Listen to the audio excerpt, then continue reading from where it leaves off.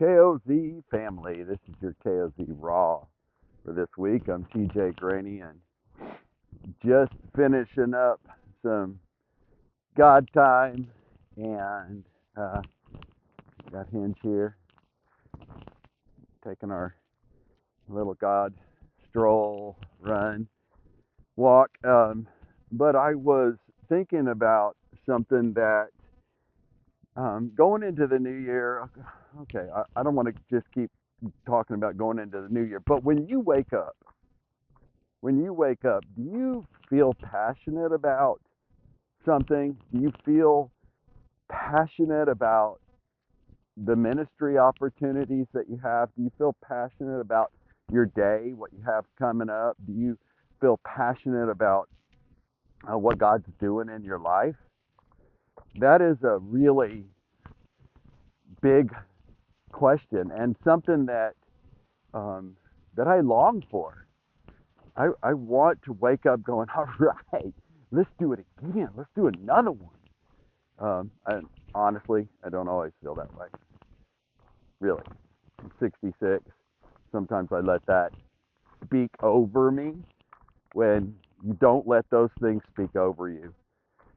My buddy Joe Don, I think, told me a story one time about no, I think it was John Eldridge told the story one time about a missionary who came back from years and years overseas. He was in his 60s and he came back to the States. He was done with his service work in mission work overseas. And he said, everybody told him, "Oh man, you're back now. You can relax. You can take some time, and you're getting old, and time to sit in your chair and just enjoy the fruit." And he fed into that, and he just said he was telling a story that he just had no energy, no drive, no no spirit filled motivation, and uh, and then he went to a Wild at Heart boot camp, and it could happen other places, sure. And God said, "I'm not done with you. Do not accept that over you." And He rebuked that, and he he took off. He got back on the mounted back up and took off down the trail doing something killer. And uh, I heard this story in, I guess it's story time. I heard this other story about uh, so there's these two people. This one couple. Man, this guy works his whole life in in the office in New York City and saves up a ton of money and gets everything all organized. His kids are good, everybody's good, and him and his wife, they moved to Florida into one of those beautiful retirement communities, and he gets out and he plays golf every day. Every day he gets to go get on his clean little golf cart and uh, go play golf and eat dinner with his buddies and do that. And then there was these two sisters, and in their youth, they felt called to mission work, and and they went to the jungles of South America or someplace. They went somewhere, and they served together for years and years and years and years. And as an older couple, as older ladies, they never married. They were just sisters doing ministry work in this hard places. And and one day they were coming down off from a visit, and they were driving down off a mountain, and uh, the brakes went out on their car, and their car went over a cliff, and they were both killed. And so the question is, uh, what is the more tragic storyline in those two stories? Is it the loss of two ladies who spent their lives bringing uh, people to Jesus, or a guy who had all the opportunity to do world-changing, incredible world-changing, and he just chose golf.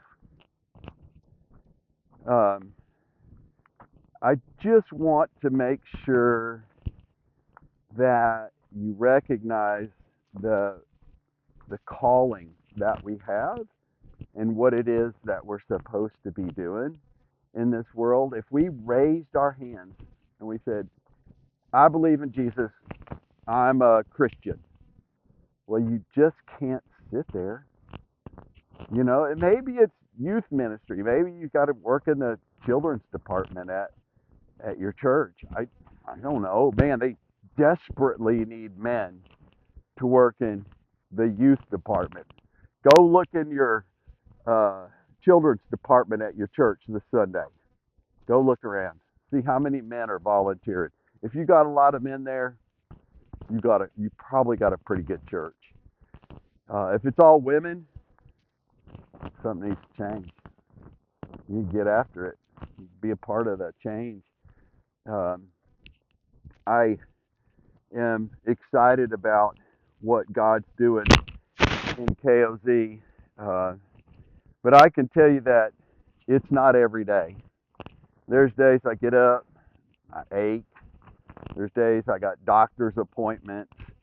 Uh, I've had friends recently who have um, have to go through some serious surgery and some doctor stuff, and I'm like, okay, and I've felt, you know, present for them pretty much, but yesterday when I went and had a physical and the doctor was talking to me about things to do to stay healthy and other things to check on that he wanted to check on.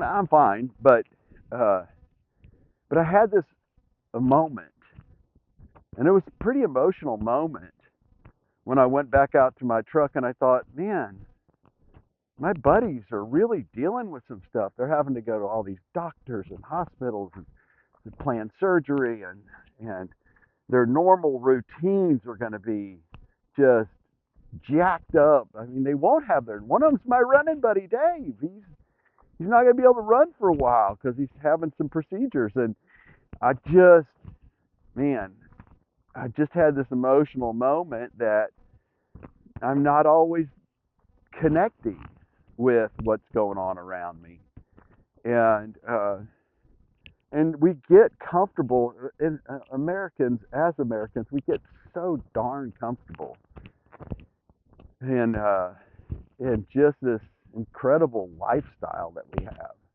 This the gift of being an American and living in America, and man, it's it's good. So this week I just wanted to encourage you to stand up, and one of the tip for this week for with your boys is I would encourage you to know something personal about each boy. Find out something personal, like Joey Joey struggles with math, and he's struggling at math class. Bobby's grandpa is super sick. Tommy's whatever doesn't like playing baseball, but his mom makes him play baseball. Uh, find out something personal about your boys. Know who your boys are. You're not just running a zoo, although sometimes it's a zoo. You're running a ministry. You're trying to change the hearts of the boys to Jesus. You want them to know that they're not alone. You want them to know they're heard, seen, and that you care. So get to know your boys. And like and share this video.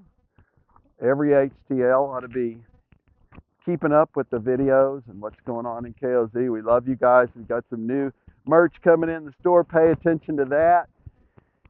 The new curriculum's out. Don't forget to get all your dues and stuff caught up, if you have a financial need at your church or personally, please let us know. Because God said, make sure any guy in any church gets this, and it's not going to be a financial thing. If you got an issue with that, text me, email me, call the office. Ain't no shame in the game. We want you to go rescue some boys. We're going to help you do it. We love you. Regulators, mount up.